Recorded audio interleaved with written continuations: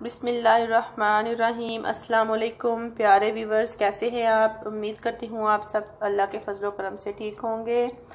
आज मैं आपके साथ शेयर करूँगी ऑमलेट बनाने की रेसिपी। ऑमलेट की रेसिपी तो कुछ मुश्किल नहीं है, लेकिन इसे बनाना थोड़ा ट्रिकी सा काम है। जिसको ये ट्रिक आ जाएगा उसका ऑमलेट अच्छा बनेगा इंशाल्लाह। तो आइए शुरू करते हैं। ऑमलेट बनाने के लिए हमें चाहिए 3 अदद अंडे, नमक, मिर्च, हल्दी, गरम मसाला पिसा हुआ, ज़ीरा साबुत,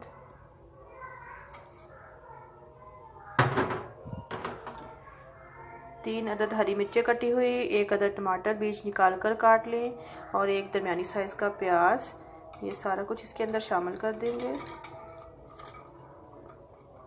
और इसे अच्छे से मिक्स कर लेंगे।